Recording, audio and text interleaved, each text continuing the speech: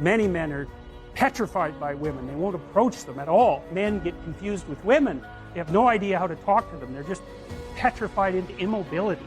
If you're chronically rejected by people, it's often because of your own insufficiencies. You know, whether that's cowardice or lack of social skills or whatever it is, it's like you can't just brush it off as, oh, well, you know, no one likes me, but really I'm okay. It's like, no, wrong. If everyone rejects you, there's probably something wrong. And so what the females seem to be doing is using some marker or some set of markers as a proxy indicator for health. And I think you could say reasonably that female human beings do the same thing to male human beings. And there's some of that vice versa too. Like we evaluate each other, for example, for symmetry, which is one of the elements of beauty, because healthier people tend to be more symmetrical, and lots of animals use symmetry. So symmetry is a marker, and there's other markers like shoulder width to waist width is one, and waist width to hip width is another. That's usually what males use that to evaluate females in part. So there's lots of markers of health. But it also looks to me like the data worldwide seems to indicate that women, so imagine that women mate across dominance hierarchies and up, socioeconomically speaking. And on average, across cultures, women go for men who are about 4 to 5 years older. You know, it varies. In the Scandinavian countries, that's shrunk a little bit, but not that much.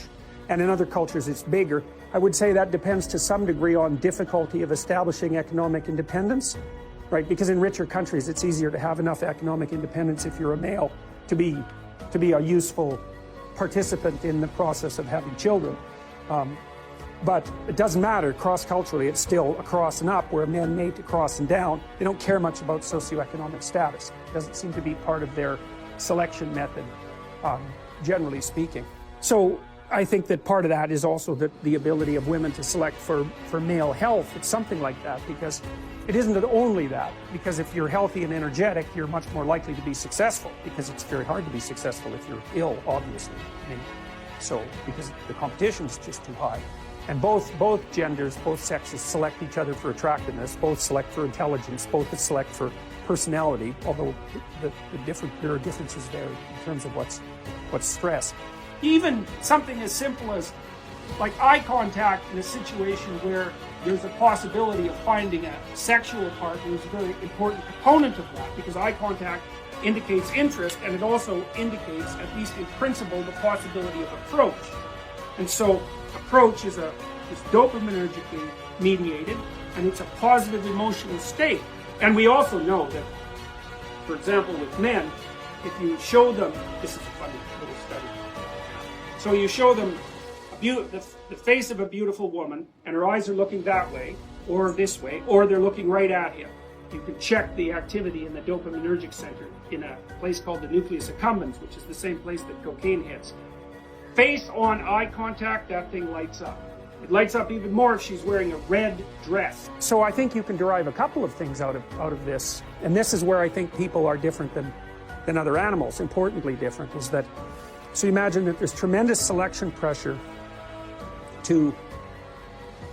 towards the production, let's say, of men who are good at climbing male dominance hierarchies, or climbing the male dominance hierarchy. But the thing that's so interesting about people is that we've multiplied our dominance hierarchies.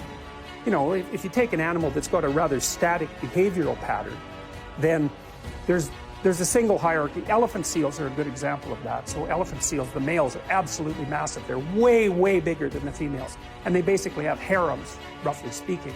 And they use physical prowess as their marker of status, essentially. And obviously size is a huge part of that, because otherwise the male elephant seals wouldn't be as... They're massive, these things. They're absolutely enormous. And so it's just power / health, you know, maybe aggression, something like that. It's whatever makes them more suitable for the kind of physical combat that elephant seals engage in. So, and...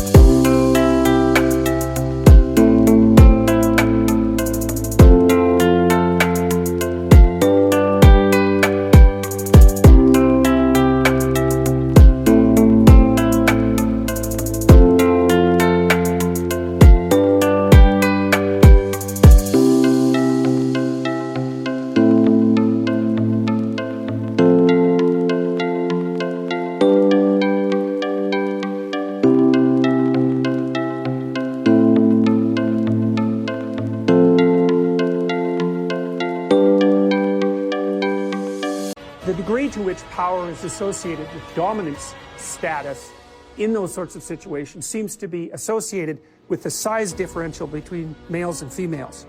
So the more power is an issue with regards to male competence, the larger the males are compared to the females, and the more likely the males are going to have a harem relationship with the females.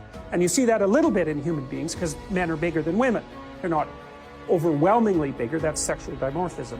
And you know, there's some men that are smaller than some women, but on average men are taller and they have more upper body strength and so forth. So there is a power element to male competition, but it's not as extended as it would be among animals, say like elephant seals. So in the elephant seal, you see maybe there's one stable set of traits that's being selected for that makes the males more likely to reproduce. But human beings, we're very weird creatures because we're so conceptually flexible. And so what seems to have happened, maybe males started selecting each other in dominance competitions for something like cognitive flexibility and conscientiousness, something like that. So that would be the ability to abstractly represent the world and then the ability to operate effectively within it, to represent yourself socially in a way and then to carry through with that, because that enables people to trust you. So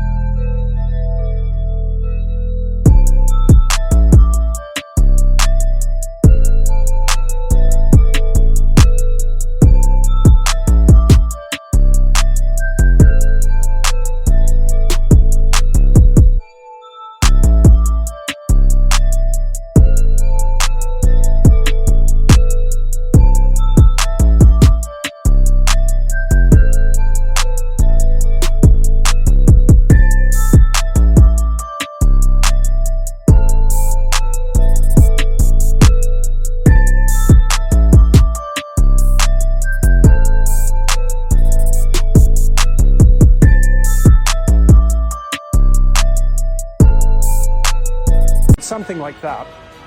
And so that produced cortical expansion, and then women were selecting men who were good at that, and that produced cortical expansion. And then there's an arms race between women and men with regards to intelligence. So the women kept up, or they certainly kept up with intelligence as the evolutionary cycle continued.